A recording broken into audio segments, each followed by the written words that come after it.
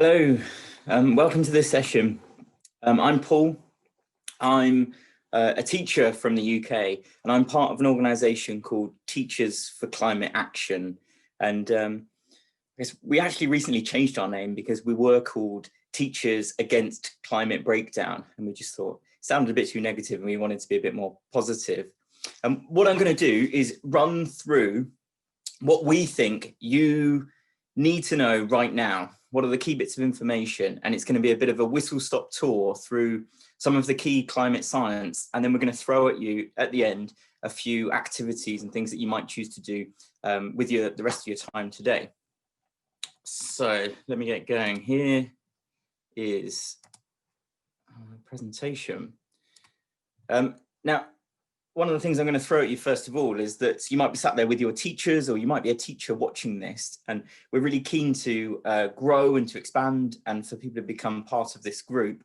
Something we've done over the last year is we developed a scheme of work, and this scheme of work is called Climate Breakdown. Do we have 12 years to stop irreversible climate change? And it's based on a really important book called There Is No Planet B by a guy called Mike Berners-Lee, who has published some awesome books, including one that actually just recently had an update called How Bad Are Bananas?, looking at the carbon footprint of your everyday life and lifestyle. So you need to ask your teachers to teach this, to teach climate truth and to expose you to the facts, because in the next 20 minutes, you're going to kind of hear some of them, but you will need to, it'll be good for you to explore them in more detail. And the link at the top here, you can actually access all of this. What I'll also say is at the end of this, I'm going to share the presentation, and all of this is also available on Twitter. So I am Geography Paul, and you can find this all on Twitter as well. So you might have seen images like this. You might be thinking coronavirus is all encompassing. It is, affecting your everyday life. Now, that's true. And actually, we have all fundamentally changed our lifestyles almost overnight. And those changes are actually proof that society can change. When we prioritize, when we see the importance of something, we can change. And that should give us hope. It should give us hope that actually, once society, once a critical mass realizes this, we can change and make a difference. And we can overcome the climate change that we're experiencing. Now, this sort of diagram, though, does suggest that the scale of impacts that we are seeing with something like coronavirus is actually going to be dwarfed by something like climate change, both at the moment and the impacts that we're experiencing at the moment, but also through into the future. And there's some other diagrams like this. You might have seen some cartoons which show the scale of the impact and the scale of the challenge ahead of us. And what I'm going to say is all of the sessions I've seen today, I've been really inspired by the idea that there's so many, such a diverse group of people coming together. And there are so many people who are passionate about this. And it's really important that just like we've come together as teachers, that you find networks to join and people to build change with. So this, this is about the science and the facts. Now, the reality is there is no debate that climate change is or isn't happening. It is. Climate change is happening. We are seeing changes in our climate. Now, people might think, oh, is the debate, is it humans or not? No. Now, this is almost 100% of scientific evidence suggests that climate change is human-induced or man-made. So the debate is not about whether humans are doing it or not, or even if it is or isn't happening. The debate really is around the politics and the societal change that's needed. And what we're debating is how should we respond to what we're experiencing, and what is the most effective and kind of important things to prioritize and to change. This is something else I wanted to highlight. This is a document compiled by someone called Dr. Emily Grossman, and this is the best document you need to go and read, called Emergency on Planet Earth. And there are 3 sentences that I think are super duper important. The science is clear. We are facing an unprecedented global emergency and we must act now. Now, I think that's something that every student should hear, every teacher should say, and it really spells out where we are at the moment. This document, basically Emily has done an awesome job of compiling all of the current scientific evidence and referenced it. So if you ever have a question about what's happening, why it's happening, the answer's in here. If you're a teacher and you're a bit unsure about where to get the best information, this is it. So Emily has compiled this awesome resource. Let's start thinking about some of the science then. So this is the climate spiral. And what it shows is global temperature change since 1850 to 2016. There's kind of a trend. Something's changing. You can see that the world is getting warmer. This is another way to present that. This is called the warming stripes. And this was created by a guy called Ed Hawkins at the University of Reading. And it shows you the same thing as those spirals. Basically, it shows you that since 1850, which is on the far left-hand side of the screen, it's the blue. We then go to the present day on the far right, which is the reds, and it shows you variation in temperature. What we've seen is an increase in global sea surface temperatures of 1 degree since over the last 140 years. So sort of, 1850. Now, what we're suggesting is that correlates with the birth of the Industrial Revolution, particularly in the UK, and then it's sort of spreading around the world. Now, that is all to do then with human activity. Yeah, we do understand that there are other natural processes that cause a fluctuation in kind of temperatures. And the reason to show you this is to start to think about the context over a time scale and what's the most appropriate time scale. So we were just talking about 140 since 1850, 140 years. But what we can do is we can go back hundreds of thousands of years. Now, this graph doesn't show temperature, it shows carbon dioxide. But we have known for hundreds of years that there is a relationship between carbon dioxide concentrations and temperature. That if you put more carbon dioxide in the atmosphere, it gets warmer because it traps more heat. And that's kind of linked to the greenhouse effect and something we call the enhanced greenhouse effect. Now, the climate of the world has changed. It has always changed throughout the 4.5 billion years that the Earth has existed.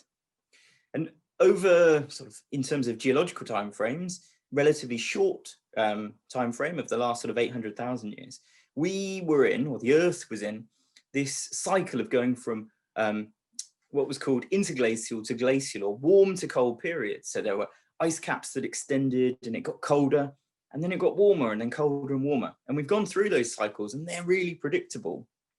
And we've sort of understand the mechanisms of why that happens really easily. But the bit that we are really, really worried about is where we are now. So this was back in January. We're now up to something like 415 parts per million. And parts per million is a way of measuring the concentration of something. So if you took 1 million molecules in the atmosphere, we're saying that 412 or 415 of those sort of today relate to, or are carbon dioxide. And that is pretty much unprecedented throughout human history. And you've got to go back a very long period of time, way before humans were on the Earth, particularly in the way that we think of them now, to find carbon dioxide concentrations this high. Now, the bit that we're also worried about is the rate of change. So you can see how steep this is. It is dramatic. And it is that change, that speed of change has never happened in the history of the planet Earth. So that's the kind of where we're at now in terms of the carbon dioxide and the temperature. And this is something I put to students and we think are really important. Is these are numbers that everyone should have on the tip of their tongue. You should know these things. So we've got things like 3.3 millimeters per year. That's the rate of sea level rise. So globally, we're seeing on average 3.3 millimeters rise. We've got the world population there, 7.3. It's about 7.8 billion now. We've got this carbon dioxide concentration of 410 parts per million. 350 is the perceived safe level. So that's where we want to get back down to. What we've also got is we've got the 1 degree Celsius rise that we have seen over the last 140 years. But again, 1.5 is what we think is safe. So we're trying to limit the warming to that, but kind of in terms of what we're seeing at the moment with government policies, we're likely to exceed that.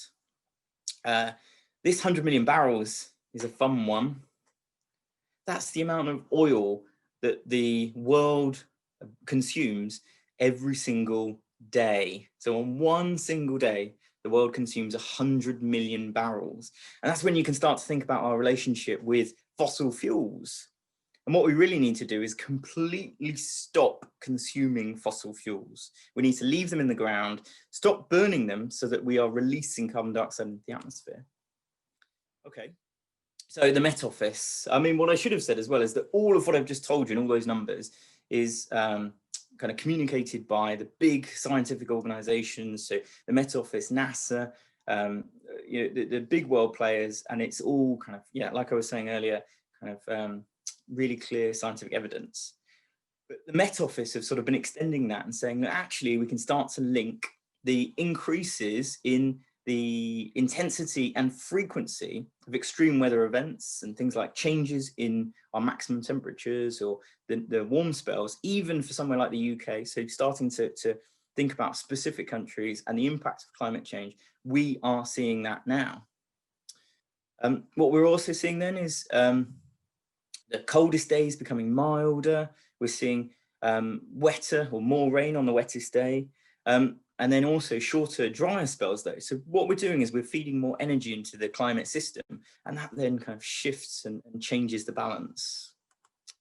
Now, I'm going to show you this quickly because often what people do is they say, look, actually, the UK is doing pretty well. You know, if we compare countries' carbon dioxide emissions, actually, there are other countries, there's countries like China or the US who are doing far worse than us. But it's important to think about carbon dioxide emissions in our whole history. So since the beginning of humans, how do countries compare? So let me show you this quickly. It's a bit of a race. So we can see here that sort of 1850, UK miles ahead of everyone else. We started the Industrial Revolution. We found coal on the surface and started burning it. And then we can see other countries catching up. So we've got USA, we've got other European countries like Germany and France. But this is all about industrial revolutions and when countries began theirs. Now, what we can start to do, we're getting into 1915, the USA speeding ahead there. You can start to think, well, actually, where's it going to end? Who's going to be at the top of this? Where's the UK going to be in this race when it gets to the present day? So we can see the USA there now, twice that of the UK, of the second. So the USA racing ahead. We've got 1950. Where are we going to get to? 1960. We've got China who's just entered the top 10. China's popping up there. Where do you think China's going to be? Is it going to be the leader at the end of this? We've got Japan. We've got Canada in there. Oh, we've got Russia as well. So former Soviet Union there, Russia second. We've got China. Now this is 1996. Now we're going to get to the millennium. Start to see how quickly China just accelerates ahead. So that rate of change of China, 2015, 2016, 2018. And then we are 2018. So this is the most current of this data on this. But you can see there, the UK is still, what is that, fifth out of all of the countries in the world. So that gives you a context of actually, where does maybe the responsibility lie? Who needs to change the most? Now, this is also relevant then when we start thinking about levels of income. So when we start to talk about this, often people talk about us or we, and we start to use big collective nouns. Now, it's important, though, that we realize that the responsibility for the majority of the carbon dioxide emissions are actually a very small proportion of the world. So it's the richest 10% who emit about 50% of the carbon dioxide emissions. And actually, it's the top 1% that emit even more. They emit the majority of these. And what we can then say is that the poorest 50% of people in the world actually in terms of climate justice and carbon equity, should be allowed to emit a little bit more. So there's dramatic lifestyle change needed for the richest, when actually the largest proportion, or sort of more than 50% of the world's population, should be able to have a little bit more. So that's an important point to consider as well. And then ultimately what we're thinking about is, yes, that balance between individual actions and collective sort of system change, and where does the responsibility lie? And ultimately what we're saying is, in order to achieve the change we do need system change. We need to fundamentally change our lifestyles and move away from consumption of fossil fuels as soon as possible.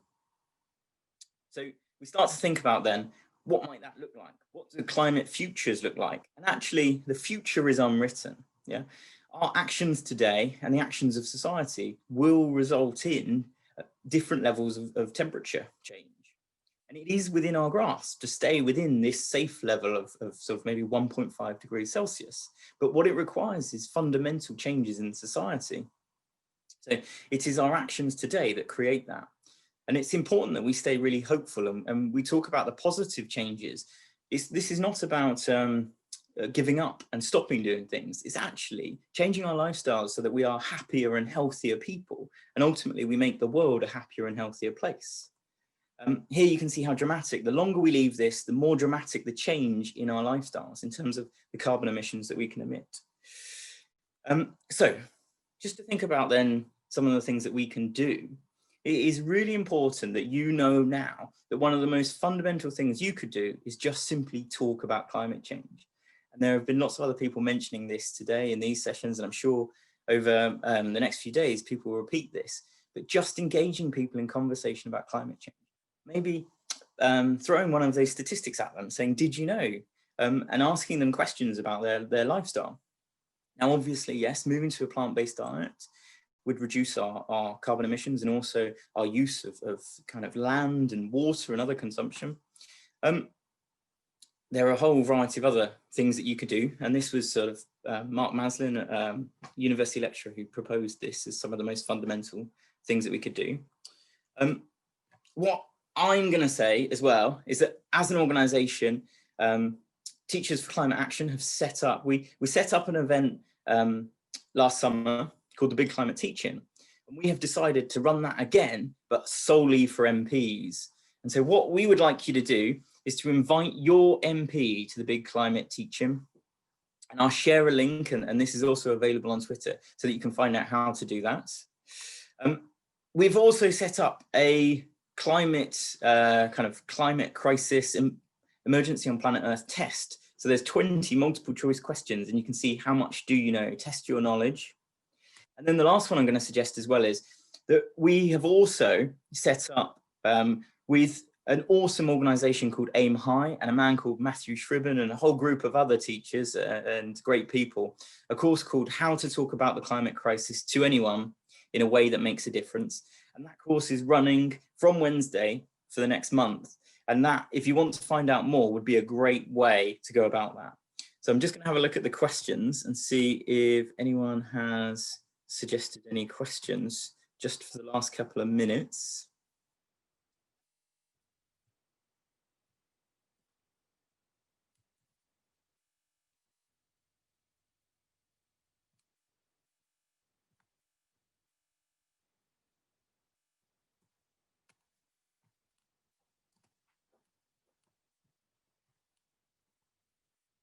Okay, if there's no questions, what I'm just going to do then is I'll, in order to find any of these resources, particularly to invite your MP, which is something you might choose to do in the time you've got left today, or test your knowledge.